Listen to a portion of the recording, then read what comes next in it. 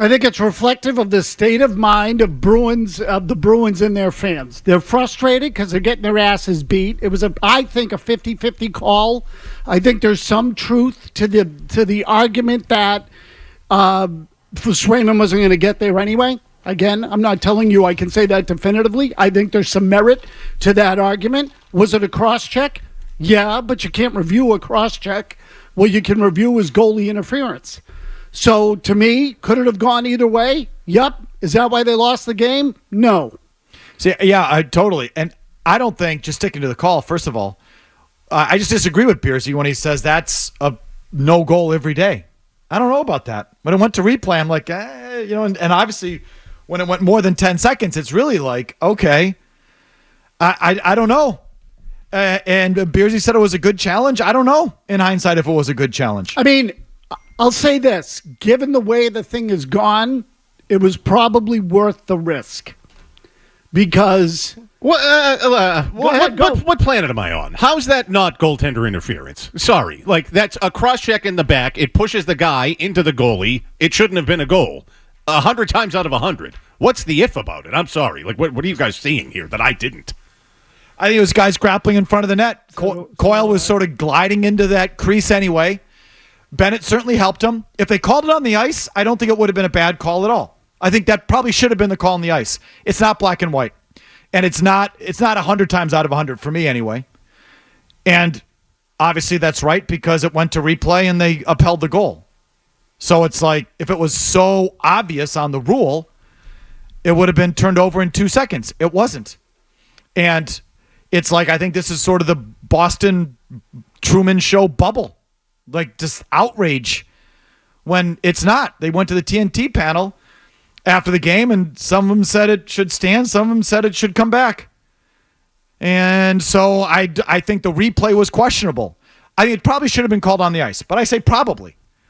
Not 100%. Sorry, Murray, go ahead. Why do you think so? I just think that the officiating has been dubious. And look, I don't ever want to come in here doing this job, whether it's here or on Saturdays, and blame officiating. But there's been 2 horrific calls in this series in the last 2 games. That goaltender interference last night that wasn't called, and the one on Lauko late in that game when they're down 4-2 and have a chance a little bit to maybe crawl back into that game. They sucked that night anyway, so probably didn't deserve it. But that one, the 2 calls that got people to throw stuff on the ice was kind of deserved. The people were rightfully pissed because those were horrific calls. So this is where I agree with the criticism of the officiating. I feel like they're kind of all over the place.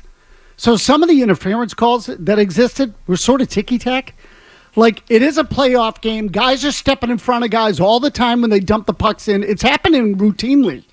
And then they decide to blow the whistle sometimes and not others. I just sort of feel like if you're going to put the whistles away, put the whistles away. Let it go.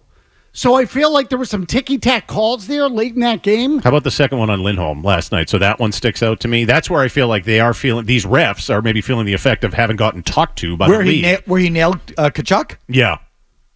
That's a penalty. Puck's right there. I'm sorry. Like that one to me makes no sense. I'm sorry. Like, how's that interference? It's right there. See, but I just feel like they're letting a lot of that go through the course of the game. And I have to go back down and look at which one was which. But I'll tell you that I think Lindholm has no clue when to hit people and when not to hit people. Lindholm has no idea how to play playoff hockey. None. He can't keep his feet when he has the puck. He can't keep his feet or know what to do with the puck when he's in his own zone. When he doesn't have the puck, he doesn't know when to hit people and when not to hit people. He doesn't know when to take a penalty, when not to. He has no idea how to play playoff hockey. None. Not a playoff player. I don't even think that was debatable, that call. He blatantly ran Tkachuk with the puck in the air bouncing around like he's begging for it. Why would that guy ever get a call? He's clueless. Sorry. No, I just feel like earlier in the game, there were a couple of times where pucks got dumped in, and I'm saying both ways, where defenders would stand in the way and not play the puck, play the man, take him out of the play, and technically that's interference. You know, so sometimes they call it, sometimes they don't. I just feel like if you're going to let the game get rugged, which is fine. I'm totally good with that because it's the playoffs. I generally don't want the whistles.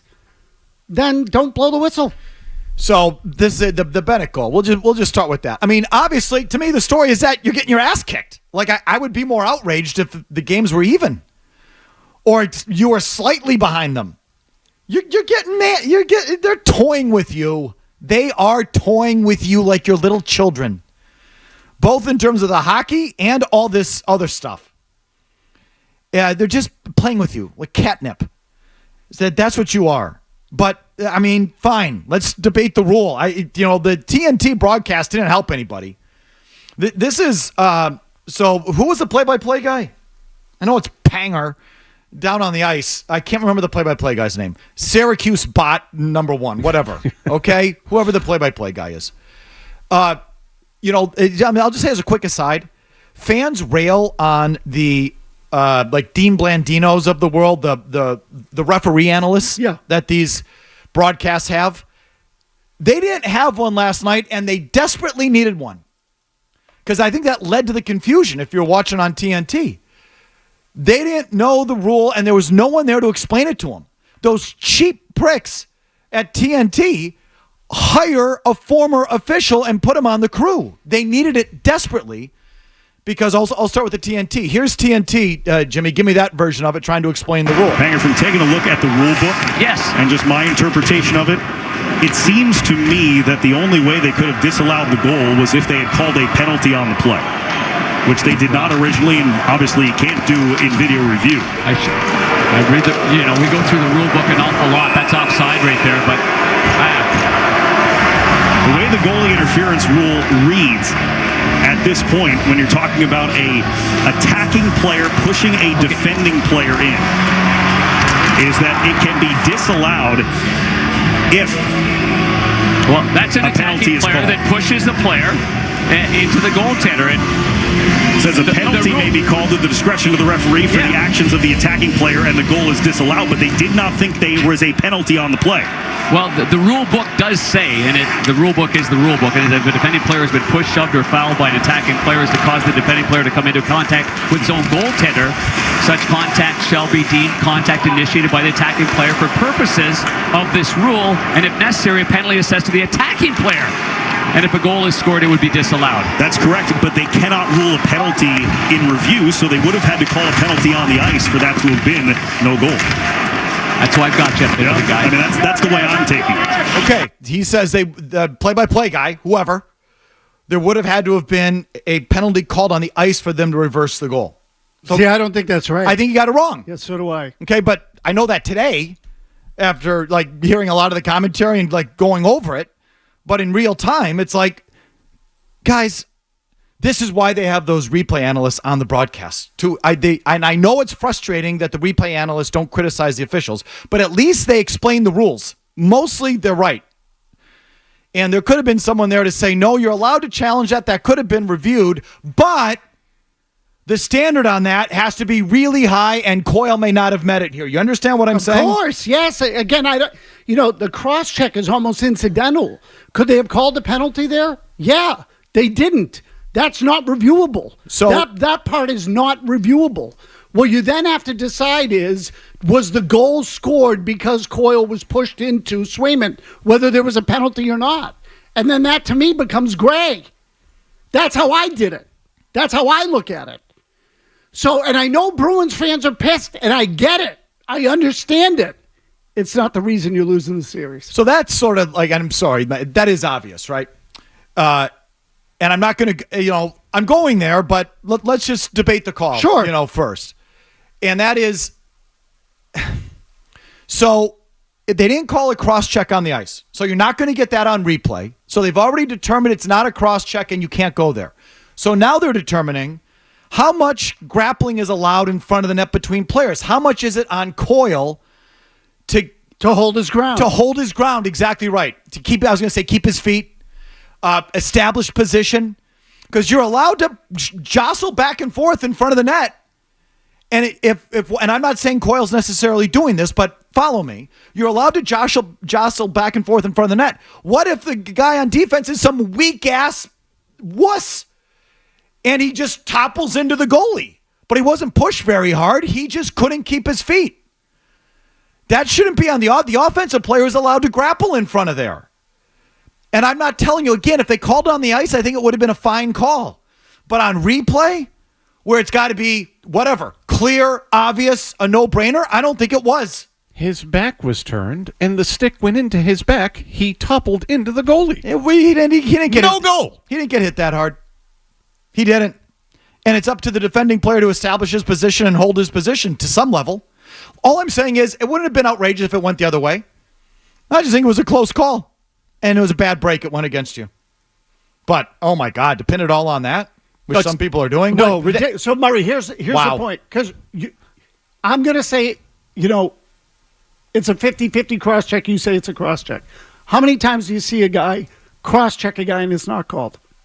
Happens all the time. It happens. Happens all the time. But when you look at it via replay, I would say if I was just a neutral observer, a ref who wasn't crooked, that looks dirty, no goal. Right, but you can't review the cross-check. So I'm saying, but it's easy to. How can you not ignore that? Like, I get it. It's still interference, cross-check or not. He interfered with the player, pushed him into his goalie, puck went in, goal. I would look at that and say, that looks dirty, no goal. Either way, though, I agree with you. Two things can be true. They're getting manhandled. Florida's a better, stronger team. Florida's also a dirty team that is benefiting from some shady officiating these last couple of games. That's how I felt coming out of these last couple of games. The Bruins had, 18 shots on goal last night, 2 in the second period. That's embarrassing. 31, I think, in the last 2 games combined.